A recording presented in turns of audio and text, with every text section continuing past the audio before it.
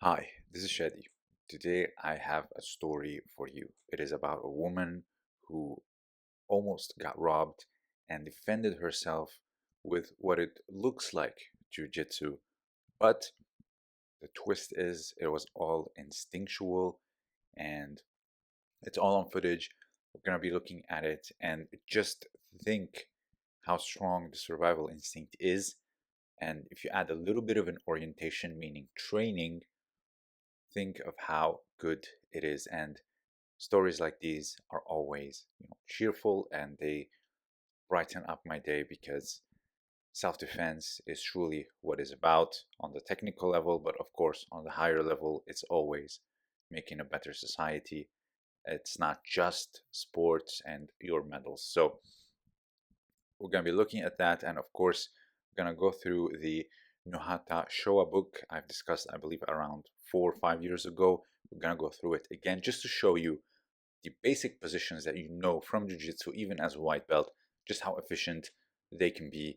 I'll link the book below, as well as my own book, The Origins and History of Judo, a manuscript from 1903. Please also check it out.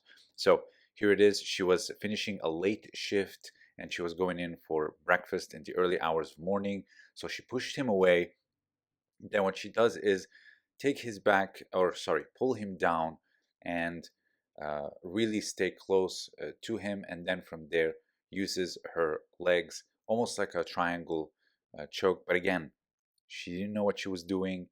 It's all instinctual. But if you think about it, a lot of people watch UFC, even kids imitate WWE in the playground.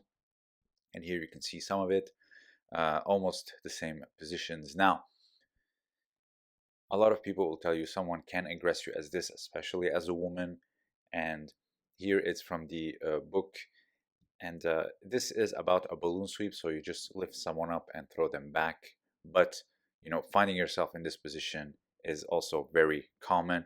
Here as well, this is haraseme or do jime, what we call in judo. And it's about scissoring really on the waist part and not really the ribs. It's on the soft tissue. And when you scissor, I mean, legs are fully straight, not like a closed guard where your knees are bent. You can actually prevent someone from breathing properly, and that expansion that happens on the inside with the organs, you prevent it. And thus, of course, you can make things very difficult for them. Now, in Japan, especially in the early parts of the 20th century, it was banned because till this day you don't have weight categories. So imagine someone much larger pulling this off, scissoring the organs, and of course think of the internal damage. I've had this happen to me when I was just rolling from the back. Someone much larger, I can tell you it definitely works. So something that you think as of closed guard that can be very efficient. Here when it comes to arm locking as well, if you see the woman, her name is Sol Vargas. She also almost had an arm lock, but again, she didn't have the finishing touches or the finissage because she's not trained. All this to get to that position, all on instinct. Truly, that's a gift. Not everyone has that, so truly applaud her. But think of, with your survival instinct, with a little bit of guidance, which is training, how much you can do. So here, this hiza kujiki. So above the knee, you put the arm, and you can bend it and then push down on the wrist, or you can do like juji gatame, whatever it may be. Here, it doesn't say juji gatame in the book because she's upright, but Eric Shehan almost say you can think of juji gatame. Here, of course, ude gatame, another one you can do. So you need just the basics of newaza and think how much you can do some damage or just self-defense in general. Now, this one here, it says it's called like riding a horse or saddling a horse. Noru is to ride. For example, when you take the train in Japan, you say uh, norimas. You ride the train. You're on it, and then when you get down, it's orimas. Anyways, now it's a mount position. A lot of people would say, okay, it's just a pin, or how do I get to the next submission?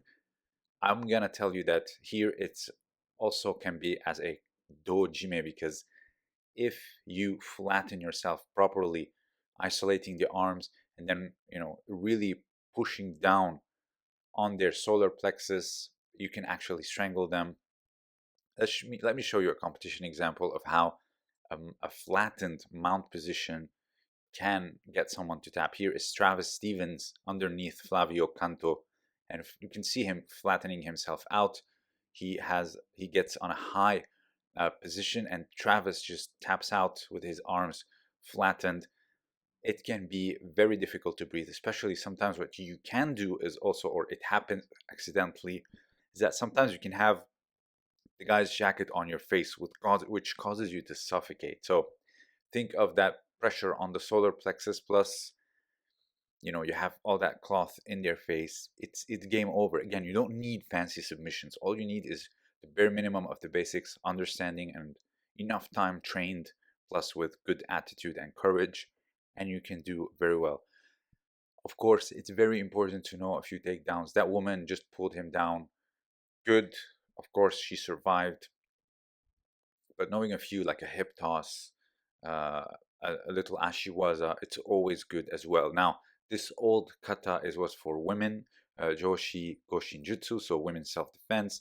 Here, you know, uh, getting rid of wrist grabs. A lot of people, uh, they want to hold a woman, they grab her by the elbow and they pull her or the wrist, and then, of course, if they're strong, they're gonna get her to go with them. Also, school bullies, they do that a lot for whatever reason. They like to grab onto the wrist. So I believe everyone should learn that kata, not just women. And getting rid of holds and having someone frustrated because they can't even put a hand on you, that alone is great. And managing distance is also another thing. Here, for example, when someone, give me the bag or whatever, you can use it as a distraction in order to get to the blind side and strike, plus, a basic understanding of striking, etc., or give me your lunchbox or whatever.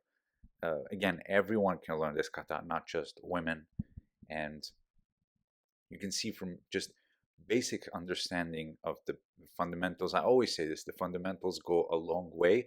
Everything I've showed you here is something that you've done in your training, but can be very efficient.